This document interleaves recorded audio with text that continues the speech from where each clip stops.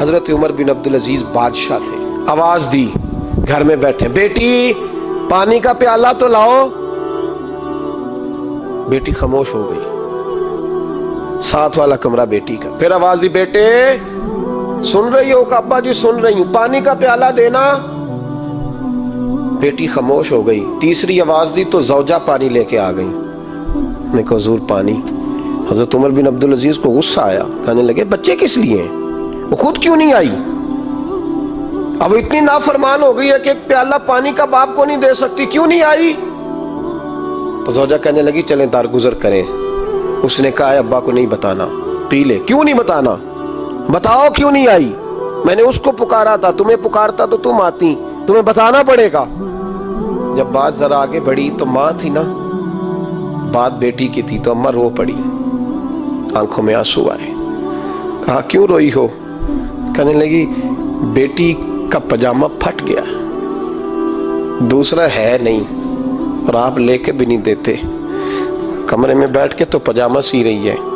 تو کہہ رہی تھی ابا کو بتانا نا، انہیں تکلیف ہوگی، تو وہ اس کے پاس دوسرا ہوتا تو آ جاتی، ایک ہی تھا، تو اس لیے نہیں آئی۔ حضرت عمر بن عبد العزیز اٹھے، سر سجدے میں رکھا، کہنے لگے یا اللہ تیرا شکر ہے، تو نے میرے بچوں کو بقدر ضرورت روزی عطا فرمائی ہے، یا اللہ تیرا شکر ہے۔ ایک روایت میں نے پڑھی، کلیجہ منہ کو آیا، مصطفیٰ کریم بیٹھے تھے، تو سیدہ عائشہ صدیقہ رضی اللہ تعالیٰ نے عرض کی یا رسول اللہ صلی اللہ علیہ وسلم، وہ دیکھیں سیدہ فاطمہ آ گئی ہیں، وہ دیکھیں بی بی صاحبہ بغیر بتائے آ گئیں۔ حضرت فاطمہ الزہرا آئی، حضور نے فرمایا فاطمہ بغیر اطلاع کے؟ حضور چھوٹا سا کام تھا۔ کیسے آئی ہو؟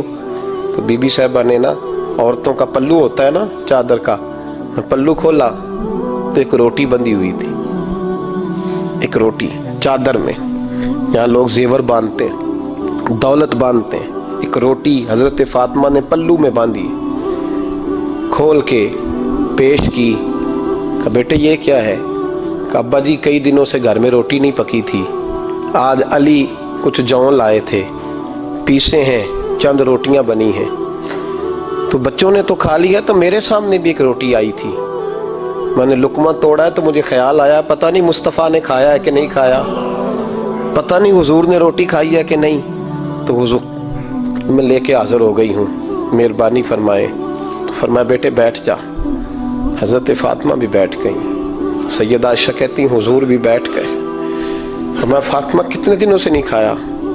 عرض کی حضور 3 دن سے۔ فرمایا بیٹے میں نے 5 دن سے نہیں کھایا، آ جا۔ دونوں باپ بیٹی مل کے کھاتے ہیں، روٹی 2 حصوں میں حضور نے بانٹی، فرمایا چل آدھی تو کھا، آدھی میں کھاتا ہوں۔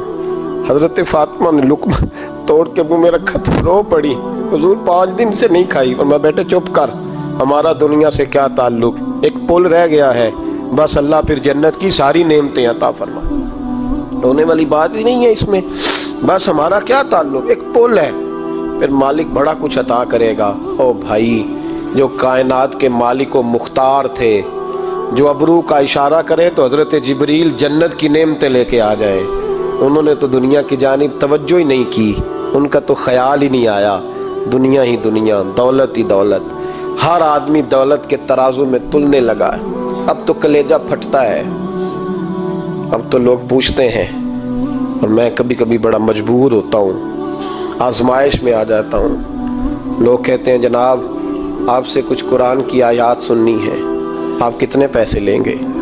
کچھ حدیثیں سننی ہیں، کیا اس کا معاوضہ ہوگا؟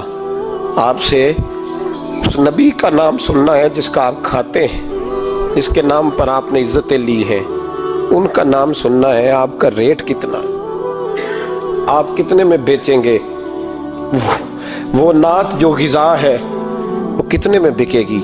جب دنیا داری کا یہ اشر ہو جائے کہ وہ رسول اگر ان کا نام نہ رہے تو ہماری سانسیں ہی نہ چلے، ان کا نام بھی جب اس طرح کمرشل کر کے لیا جائے اور اس طرح وہ چیزیں بھی ریٹ میں آ جائیں۔